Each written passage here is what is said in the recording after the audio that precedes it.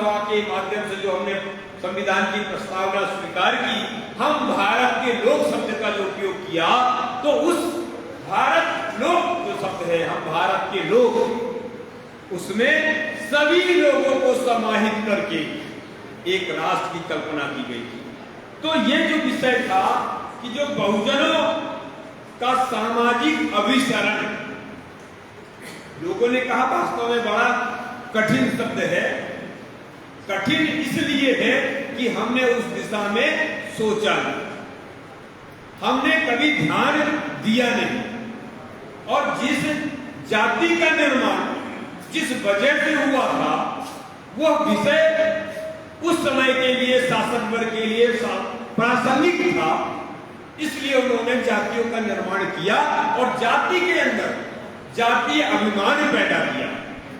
एक जाति को दूसरी जाति से नीचा, दूसरी जाति को उससे ऊपर और उससे नीचे, माने क्रमगत ऊंचा और नीचे की जो भाव है वो मस्तिष्क में हमारे बैठा है।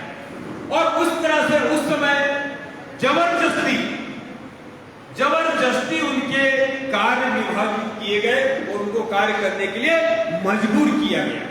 और उस मजबूरी को इस तरह से बैठा दिया गया कि स्वतंत्र भारत में भी आज मानसिक रूप से गुलाम लोग उसे स्वतः स्वीकार करते हैं, जबकि आज कोई बाध्यता नहीं रही।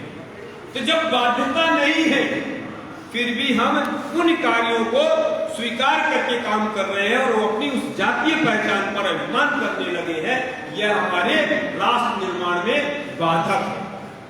बाबा साहब ने अपनी जो पुस्तक साथियों ने बताया, उस पुस्तक में उन्होंने लिखा कि जब तक हम जातियों को नष्ट नहीं करेंगे, यानी हम अपनी जातियों का नष्ट नहीं करेंगे, तब तक हमारी समस्याओं का समाधान नहीं हो सकता।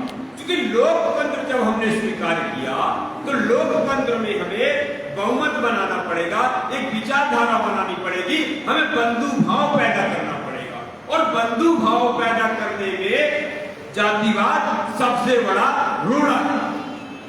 जिस तरह से लोकतंत्र में व्यक्ति का महत्वाकांक्षी होना, तानाशाही होना, जातिवादी होना लोकतंत्र के लिए बाधक है, उसी तरह से जातिवाद भी बंधुभाव के लिए बाधक है। बंधुभाव कैसे पैदा होता है?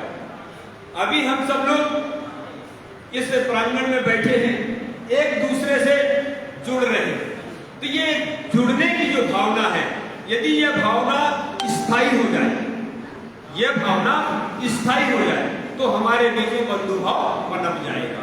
लेकिन केवल मंच में और श्रोता की स्थिति में हम इस भाव को स्वीकार करते हैं, जिसे भावनामय प्रज्ञा कहते हैं।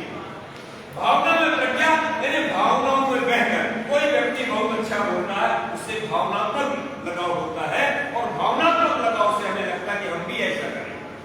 ये भावना में प्रज्ञा पैदा करती है। तो जब हम किसी कार्यक्रम में इंटरेक्ट होते हैं किसी व्यक्ति से, तो उस समय से जब हम प्रभावित होते हैं, तो भावना में प्रज्ञा के अंतर्गत है, लेकिन वो बहुत कम समय के लिए रहता है।